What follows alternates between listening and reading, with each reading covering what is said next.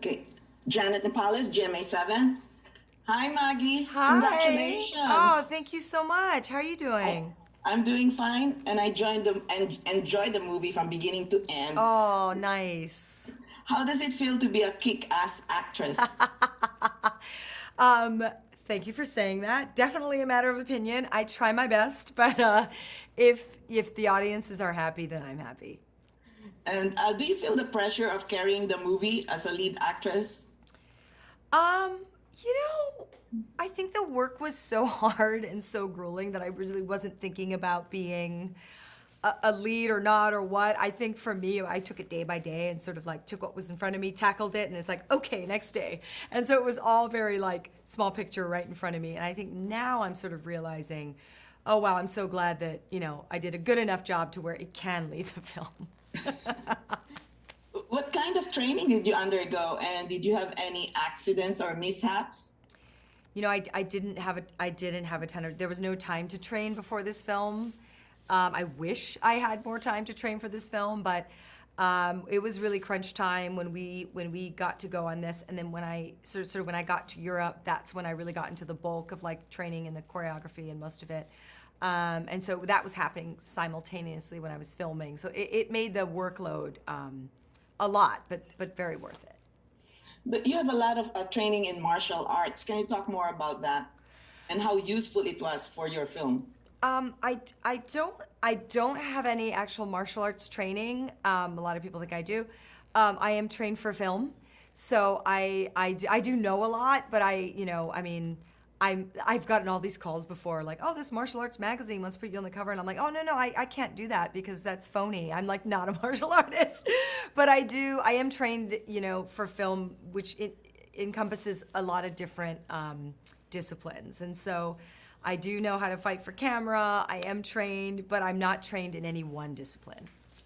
Oh, wow. That's impressive. Oh, But I thanks. know Jackie Chan had some influence on you from the very beginning, so that probably helped. Yeah, his team, he does have a team of people who are experts in every discipline, and they travel around the world with him, and they do all his movies with him. And so those guys, trained me in the beginning of this sort of, in this genre, and that was very helpful to me to see. I mean, they do things very differently over there than people do here, but I was grounded in a really good work ethic when it came to learning all this stuff and all of that. And this movie was filmed in London, Bucharest, and Vietnam. How challenging was it to be filming in different places?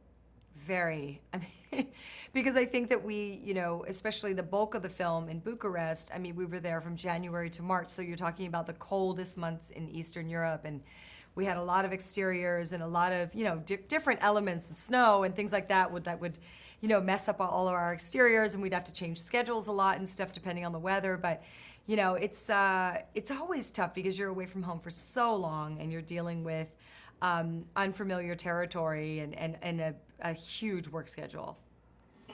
And how much do you relate to your character?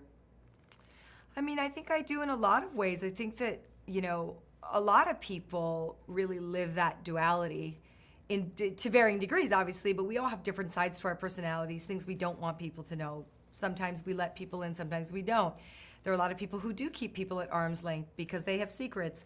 So there's a lot of things I think that we present that we aren't actually living. And that, I mean, she's obviously a very extreme of that, but that is a reality of the way people live their lives. And so it's interesting to see someone like her compartmentalize to survive and also to move in the world. That's kind of how she had to do it. So I found her very complex and interesting in that way. And how was Vietnam, filming in Vietnam? I couldn't go to Vietnam. The crew went to Vietnam to get a bunch of stuff, but the actors ended up not being able to go because of the pandemic. Oh, Yeah. and having Samuel Jackson as your foster father, how was that working with him? Oh, he's wonderful. We had a great chemistry. We got along immediately, so that really helped. There wasn't, I mean, we obviously built the characters together, but it's nice when you have like a base of good chemistry together. When you meet someone, you immediately like them. That helps a lot in creating chemistry. And Michael Keaton as your Nemesis lover. Yes, exactly. I mean, aren't they always? I mean, just what a wonderful co-star. I mean, I can't think of a better person for the role or somebody that I could have worked with that I admired more. And as an Asian American actress in Hollywood, do you feel that Hollywood is opening up to more Asian actress projects where they feature you as leads? I think they have to. I think it's irresponsible to not represent, number one, the populations in the United States and certainly the world, right? So more diversity is just logical to me. But I also think that this is a global marketplace and they're responsible to that global marketplace now.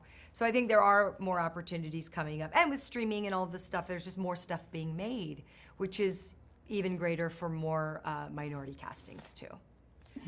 And I've always loved you in Designated Survivor. What do you think that TV series brought for your career? You know, it was funny. Again, kind of like this movie. When Designated Survivor was brought to me, I had finished Nikita on a network, it was a network show, and I was like, never again, I'm not doing a network show. And then when they came to me with it, the reason why I liked it and I liked the creator was it was like sort of a bifurcated storyline where I didn't have to lead the entire time. And I just couldn't lead. Not after my 4-year run. I was too tired to do it.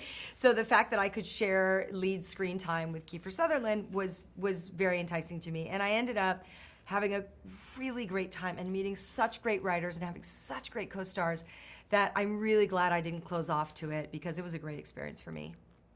And you are a fitness and health buff, and you're still vegan. So can you talk about how being vegan has helped you focus more on your work and make you stronger?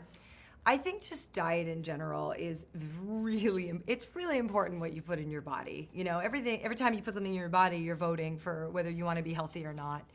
So I'm highly cognizant of what goes in because it's my fuel, right? And you wouldn't put something that was bad for your car in it, so you shouldn't put anything that's bad for your body in it either, even more important. So yeah, I mean, diet's a central focus, and obviously when I'm working, diet's really important because I'm eating twice, sometimes 3 times as much as I normally do because of all the calories that I burn. But yeah, I mean, I think health and nutrition is really foremost and should be for most of us. And you love rescuing dogs. Do you still have rescued dogs? I do. I have 3 right now. Many years ago, I had up to 8, but I have 3 now. That's a sane number to have as a working mom. So yeah, I mean, I enjoy rescue dogs. I'll always adopt. I encourage people to do it.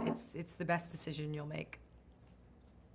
Well, thank you very much for joining us. Thank you so much. Really appreciate it. Have a good day. Thank you.